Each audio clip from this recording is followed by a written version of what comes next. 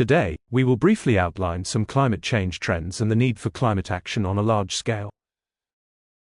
As shown in this graph, the growth of wind and solar energy is very substantial and growing at an increasing rate, which is very encouraging. However, the amount of renewable energy generated at this time is substantially smaller than energy generated by fossil fuels. As you can see in this graph, the combined energy production of coal, oil and gas is much greater than renewable energy production. As shown in the graph on the left, carbon dioxide levels in the atmosphere are rising at increasing rate. The graph on the right is showing the amount of CO2 emissions in billions of tons per year estimated by the Global Carbon Project. The latest year shown in this graph is indicating that approximately 38 billion tons of CO2 were emitted globally in 2023. Since the amount of CO2 emissions are continuing to increase, it appears that total energy demand is rising faster than renewable energy generation. Like many countries in the world, Canada is not on track to meet its commitments to the Paris Agreement regarding reducing its greenhouse gas emissions.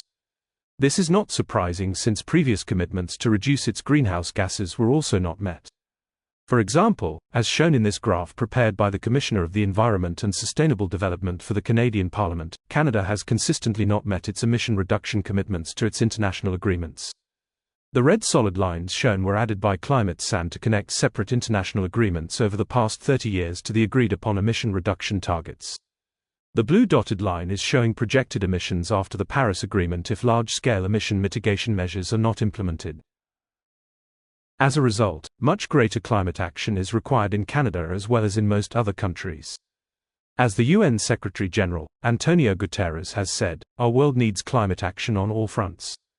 Everything, everywhere, all at once. Even a leading oil and gas executive is calling for much greater climate action. His name is Sultan Al-Jaber, who was the president of the 28th UN Climate Change Conference, also known as COP28, as well as being the head of the Abu Dhabi National Oil Company. During this conference, which was held in Dubai in 2023, he said, last year $1.4 trillion was invested in clean technology globally. We need 4 times that amount. Thank you for taking the time to view this video.